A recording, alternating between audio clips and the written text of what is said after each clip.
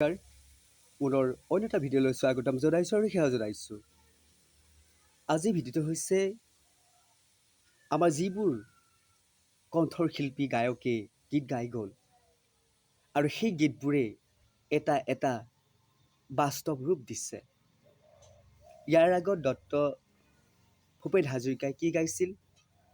অসম ৰসাতলে যাব নিজক নিচিনিলে, মানুহে মানুহক কিনিব খোজে, মানুহে মানুহক বেচিব খোজে।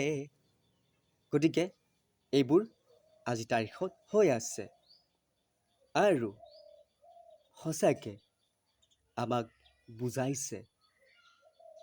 আমি যেন উপলব্ধি কৰিছোঁ, তো কৰা নাই, উপলব্ধি কৰিবৰ হ'ল।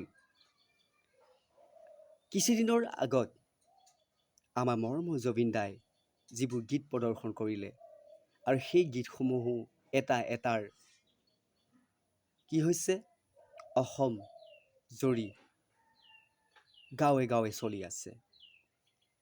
তাৰ সত্ত্বেও তেওঁ নিজে যে এই পৃথিৱীৰ পৰা বিদায় ল'ব, সেই কথাও গীতৰ দ্বাৰা প্ৰকাশ কৰিছিল আৰু সেই মৰ্মেৰেদি তেওঁ ইহলীলা সম্পূৰ্ণ কৰি বিদায় ল'লে। আমি নাজানো যে সেই আত্মাই সঁচাকৈ আমাক বুজাব আহিছিল যে তহঁত ভাবিবৰ হ'ল, বুজিবৰ হ'ল আৰু তহঁত জাতি সৃষ্টি নকৰিবি, জাতিক লৈ পলিটিক্স নকৰিবি। আমাক বুজাই গ'লেও সেয়েহে বেছি দীঘলীয়া নকৰোঁ। সঁচাকৈ মই এটাই অনুৰোধ জনাইছোঁ, কাৰোবাৰ নহয় কাৰোবাৰ হৃদয়ত থাকি ভগৱানে আমাক আগজাননী এইবোৰ এই যে চলি আছে, আমি যদি ডাইৰেক্ট ক'ব যাওঁ হয়তো কেতিয়াবা প্ৰশাসনে উল্টা কৰি দিয়ে। কিন্তু মই প্ৰশাসনক চেলুট কৰোঁ। এই দুষ্টক দমন কৰিবৰ বাবে এখন আইন সংবিধান ৰচনা কৰি কটকটীয়া কৰি ৰাখিছে। কিন্তু তাৰ মাজতেই এচাম এনেকুৱা আছে যিয়ে দেশৰ কথা বুজি নাপায়, শপতৰ কথা বুজি নাপায়, আইনৰ কথা বুজি নাপায়। এইসকলেই যিখন আইন উলংঘা কৰি ভ্ৰষ্টাচাৰ কৰিবলৈ বিচাৰে। মই তেখেতলোককো অনুৰোধ কৰিছোঁ, আপোনালোকে নিজৰ দেশৰ কথা, আইনখনৰ কথা ভাবি লওক। আইন কোনেও বনাব নোৱাৰে, তাক লৈ বনায় ভগৱানক সাক্ষী কৰি, ভাগৱতক সাক্ষী কৰি আইনখন বনায়। যদি এই আইনখন আপোনালোকে উলংঘা কৰে তেতিয়াহ'লে আপুনি তাৰ ফল ভগৱানে অতি শীঘ্ৰেই দিব। আৰু এইটোও জনাব বিচাৰোঁ যে ভগৱান আহিল পৃথিৱীলৈ, এইটো চিৰসত্য, একেবাৰে নিশ্চিত। ভগৱান আপোনাৰ হৃদয়তো আছে, গোটেই বিশ্বত ব্যাপক হৈ ঘূৰি আছে।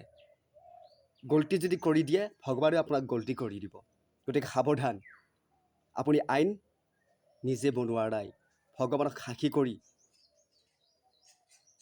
আপুনি সেই আইনখন হাতত তুলি লৈছে। গতিকে অনুৰোধ থাকিল আৰু মই ভগৱানৰ ওচৰত প্ৰাৰ্থনা জনাইছোঁ, এই অশান্তিবোৰ দূৰ হওক, যাতে শান্তিময় আমাৰ অসমখনত পুনৰ আহে। তাৰ বাবেও মই সাকাৰূপী গুৰু ঈশ্বৰৰ চৰণত অৰ্পণ কৰিছোঁ।